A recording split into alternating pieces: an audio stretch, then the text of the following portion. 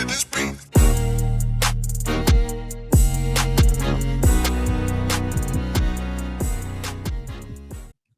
Welcome to another episode. Welcome to another episode of Gamecocks Talk with Captain Will. I'm your man, Captain Will. Make sure you like, make sure you share, make sure you subscribe.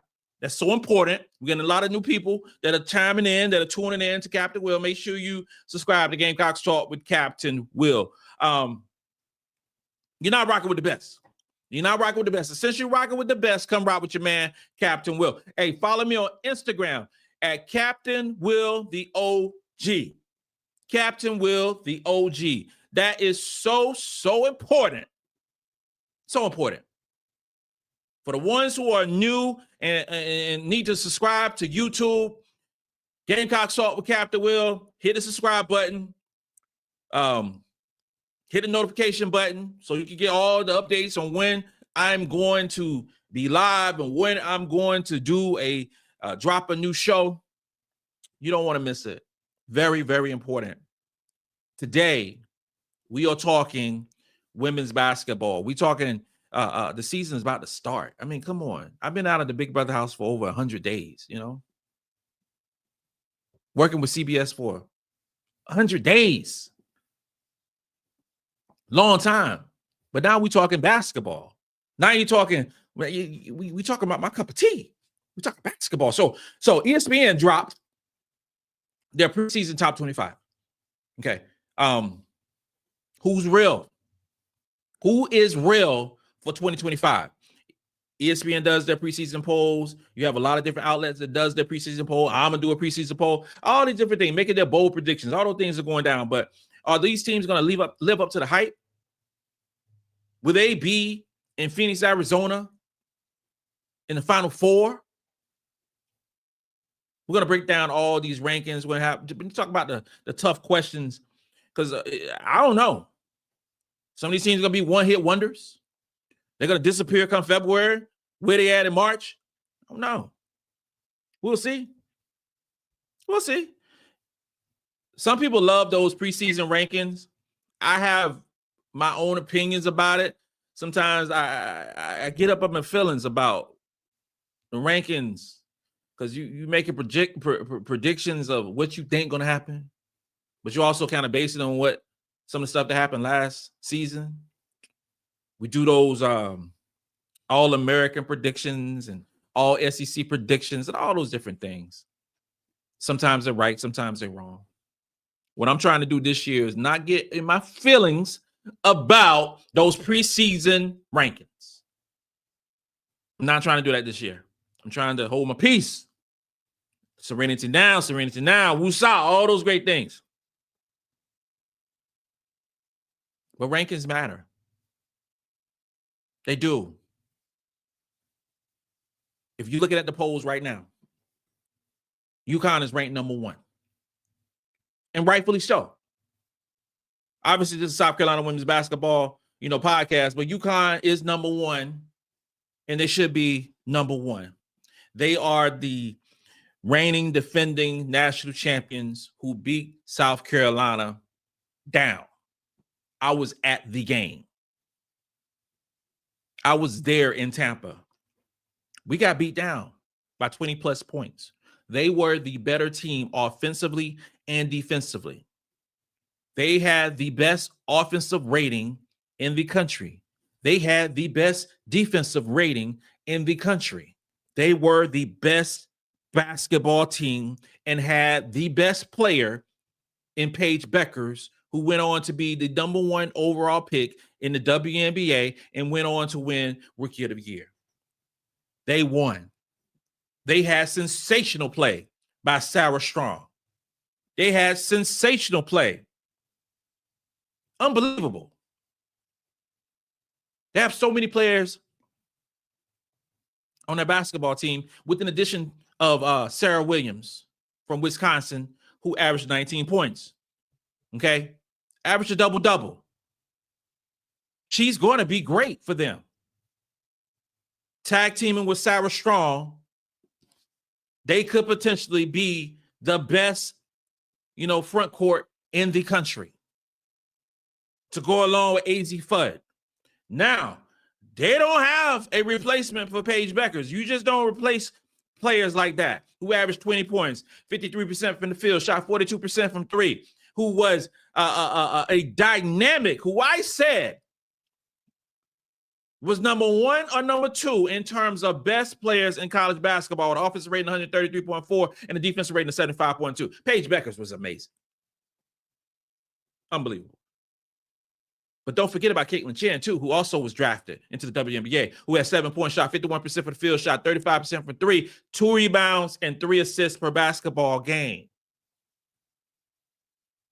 I mentioned they got Sarah Williams. They also got a top 25 pick in a top 25 recruiting. What's her name? Fisher, Khalees Fisher. I think she's a 5'9" point guard. She was ranked 25th in the country in the 2025 recruiting class. 5-star recruit. UConn is number 1. And until we beat UConn, we ain't playing them in the regular season. Only time we play UConn is in the tournament. And we'll see what happens. I want some UConn. I do. I want payback. I want get back.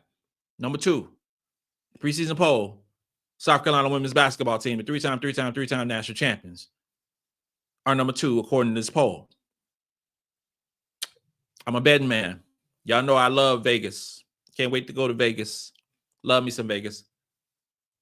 Carolina is right now the overall betting favorite to win the national championship. But in this preseason poll, Carolina is ranked number 2. We can talk about the departures. We can talk about Tahina Powell. We can discuss about Malaysia Fulwiley, Sanaya Fagan, Breezy Hall. So many different, players that have moved on from South Carolina. A lot of those players contributed so much to the success of the South Carolina women's basketball team, led by the head coach, Don Staley. Multiple draft picks in the WNBA draft. Ashlyn Watkins, who missed most of the season last year, won't play this year. Ashlyn Watkins. But here's the thing. When you're missing 3 WNBA draft picks, when you're missing potentially an all-conference player in Malaysia Fulwiley, who had 12 points, led the Gamecocks, scored well, 43% for the field, 26% for three. Who's going to be the point guard for LSU now? You need some reinforcements, and those reinforcements are Tanaya Lassam came over Florida State, who averaged 25.2 points per game, five rebounds, 5 assists, shot 34% for three, shot 80% from the free throw line on 7.8 attempts per basketball game. You need those. All-American. Led the country in scoring.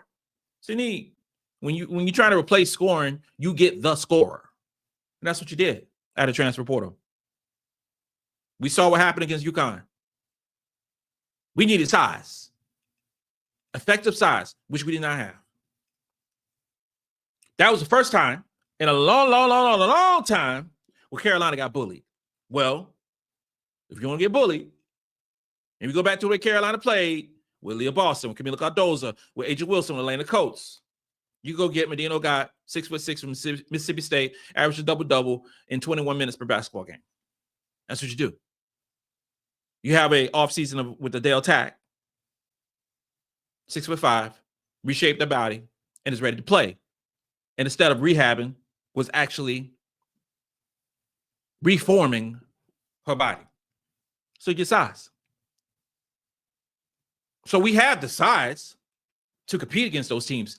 Now we have that capability to play the type of basketball that we're used to seeing. And you don't have to have a situation where you are starting 6'3" Sanaya Fagan or Joyce Edwards, 6'2", 6'3" at the center position.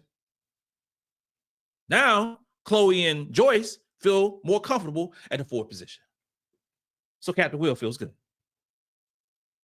about the South Carolina women's basketball team and what we are going to bring to the table in terms of the season. Number 3, UCLA. UCLA is a terrific basketball team. Lauren Betts is freaking amazing. Kiki Rice is awesome. They got with Gianna Nipkins to come over as well, who I wanted to transfer to the South Carolina women's basketball team to deliver more scoring, but UCLA got her. They have a terrific team and are going to do so well this upcoming season. We may see UCLA. When I say we, South Carolina women's basketball team may see UCLA in Vegas. We will see. We will see. That will be in November during Thanksgiving. But UCLA is right now number 3. And they are nice. With Southern Cal being down because of Juju Watkins missing a year, UCLA is ready to pounce and destroy their conference. Then, I guess we'll go through the rest of the top 10. Texas, number 4. LSU, number 5. I talked about LSU a little bit with Malaysia for a while. I can't wait. We play LSU February the 14th. Oklahoma is next. Tennessee, North Carolina State, Duke, and Maryland. We will play Duke in Vegas. Texas again, Oklahoma again, Tennessee again. It's a lot of the familiar teams that Carolina always play. Some potential weaknesses for some of these basketball teams. Depth is always a concern in basketball. You're playing a long season. Injuries are going to happen. It's going to happen. So you need players who can step up and fill those roles when those injuries happen. A couple years ago, UConn went through that injury bug and didn't do as well because they just had a ton of injuries, but those injuries also made them better. Is UConn as deep as South Carolina? We'll see. I think Carolina's still the deepest team in the country. The situation that has with these other basketball teams, their star players play a lot of minutes. Sarah Strong is going to play a lot of minutes. Lauren Betts, I ain't going to say she's going to play like 35 minutes, but she's going to play a lot of minutes. LSU, you can guarantee Malaysia Fulwiley, Flaja Johnson, Michaela Williams, they all going to play a lot of minutes. Carolina, we spread the things around. What I would want as a Carolina fan is for Raven to play a lot of minutes, Tessa to play a lot of minutes, Chloe, Joyce, I want them to play a lot of minutes. I want the best players to play a lot of minutes. And then we filter in accordingly.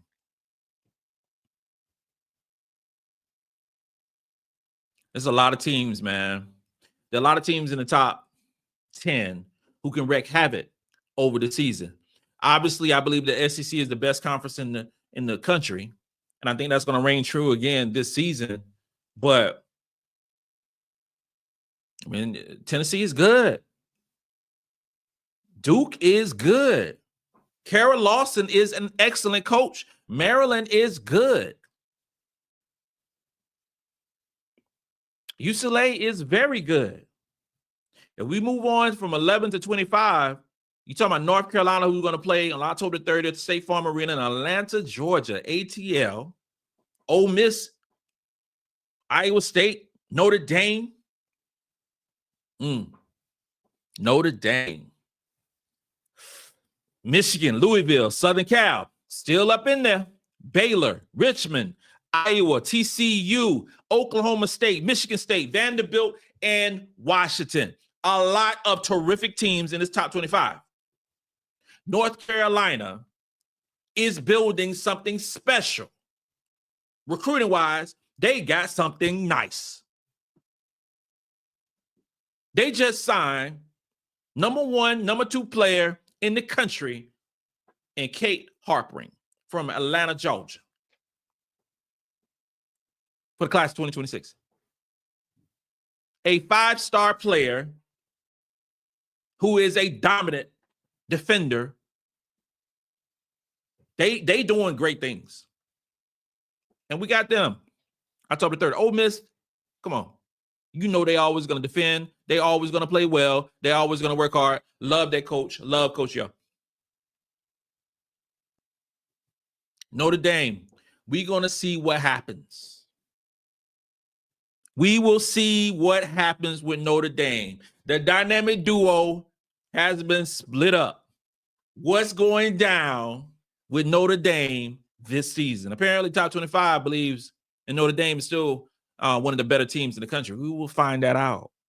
Southern Cal, Juju Watkins ain't there. We got Southern Cal, November the 14th in LA. We'll see who the real USC is. Now, y'all already know South Carolina going to beat the brakes off Southern Cal. I'm just keeping it real. The hype is not there for this basketball game with Juju not playing. I'm just keeping it real. I ain't going to sit here and lie to y'all. If Juju was playing, then we actually got a basketball game. She ain't playing. South Carolina going to destroy Southern Cal. Put a whooping in LA. Trust and believe that one. If you the strength of schedules, a lot has been talked about the strength of schedule with a lot of basketball teams, and I always talk about strength of schedule because South Carolina always plays the toughest schedule in the country. And then some teams don't play as tough, and then you're doing the net rankings and things of that nature. When we start the net rankings, that's the only ranking system that I actually do believe in. Where we talk about strength of schedule, we talk about where the games are played, we talk about the scoring margin.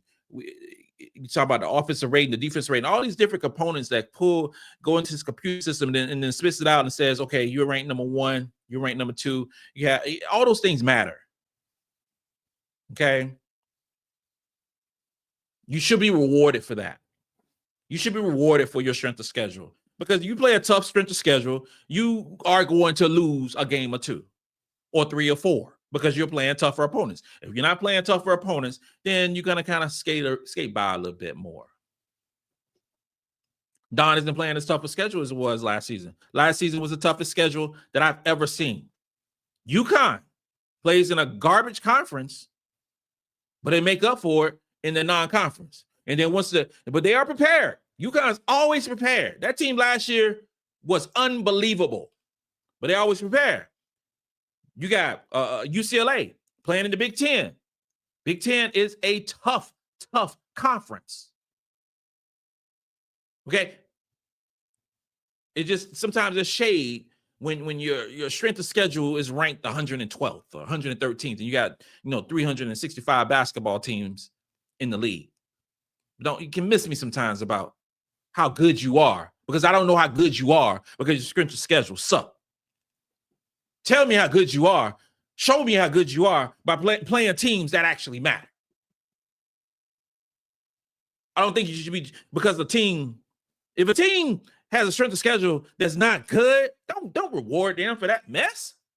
Make them play other great teams. That's what us as fans want to see. Us as fans want to see competition. We want to see win or lose competition. We can't wait for Vegas, where 4 of the best teams in the country are playing each other. Can't wait for that. We love these invitationals that are different places, might be in Bahamas, might be overseas. We love all those great things because you're going to see some great basketball. That's what we as fans want to see. Who are the dynasties now? Who are the dynasties? South Carolina is a dynasty. Okay? Carolina's a dynasty. Are we going to win the championship every year? No, that ain't going to happen. The way parity is and the way recruiting is now in basketball, nobody's going to win a championship every year. UConn ain't going to win a championship every year. South Carolina ain't. UCLA ain't. There's going to be more other teams that are going to get more bites at the apple. What I will say is you can pencil in Carolina being in the Final Four. Okay? Unless there are injuries, you can pencil in UConn being in the Final Four. That's for sure. Is that great for basketball? Yes, it's great for basketball because you have the 2 perennial powers. Name recognition, Gino, Don, Gino, however you want to say it. playing against each other in front of a national audience, potentially. Now, the other two teams, I don't know. Texas, LSU, UCLA, Ole Miss. I mean, it's a lot of different basketball teams that could potentially be in that Final Four mix.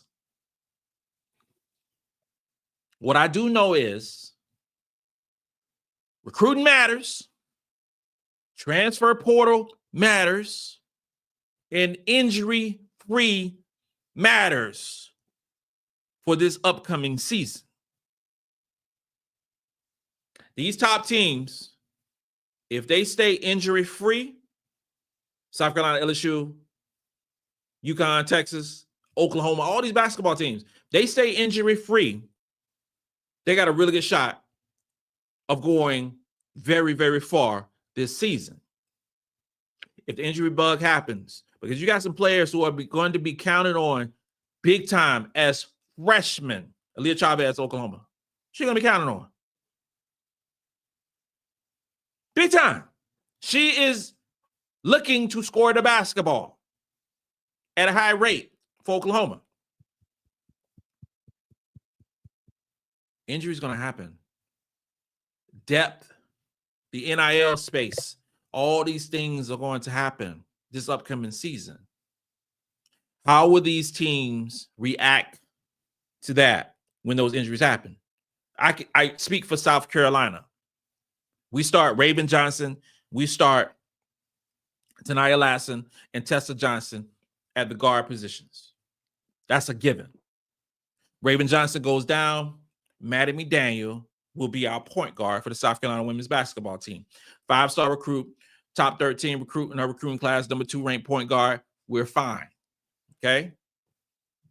But then you look at the rest of the guard position of Carolina, you got 2 5-star unproven guards, and Agat McCurr and Isla McDowell. The forward position for Carolina. I don't know if Joyce and Chloe are going to start. I don't know if Dawn is going to bring Medina Agat off the bench. I don't know what she's going to do. What I do know is you got Joyce and Chloe, who are 2 of the best players in the conference of the Southeastern Conference. And then you got Miriam Dada. You don't have Ashley Watkins no more. But you got Adele Tack. We got good size with Carolina. 6'5" Adele Tack, 6'6" Medina Agat, Joyce 6'3", Chloe 6'2", Miriam Dada 6'4", maybe 6'5", not sure. Carolina as a whole has really, really good size. Does Carolina has the depth that we've had in previous seasons? That's a great question. That's a very good question. And if I had to make that decision today, October the 7th, I would say no. Because Adele Tack is not a proven commodity. Miriam Dada is not a proven commodity. I was hoping that Ashley Watkins was going to come back sometime this season and be 80%, 90% of what she was, but she ain't playing at all. That ain't happening. So this might be the year where the bench is kind of shortened up out of necessity. A lot of fans have been wanting that. Really have. A lot of fans want to play 8, maybe 9 players in the basketball game. That might happen this season. You want Joyce to get 33 minutes, 35 minutes in the basketball game? That might happen this season. You want Chloe to do the same thing? That might happen this season. If those 2 players play those amount of minutes, they are going to put up astronomical numbers in the Southeastern Conference. They will be able to be in the same statistical breakdowns as some of those players that play those minutes. Because otherwise, they're never going to get the numbers that a Flajay gets who plays 35, 36 minutes, or a Michaela Williams, or a Madison Booker, all those players that they say are better than our girls. And the reason they're better than our girls is because they play more minutes. Tanaya Lassen played 31 minutes per basketball game for Florida State. Will she play the same amount this season? I hope so. I hope so. There's a lot of teams that has that championship trait, has that championship DNA. Supposedly. We'll see. We'll see who has that championship DNA. I know UConn does. I know South Carolina does. I know UCLA feels that they can be. LSU feels like they can be. They feel like they can. LSU feels they can win the championship this year. They feel that Malaysia Fulwiley is the difference maker for them to win a championship. I don't know who's going to rebound the damn basketball for them. I have no idea who's going to rebound the ball for them. But they feel their guard play will take them over. And those three guards are unbelievable. They're going to have a lot of turnovers, but they're going to be unbelievable.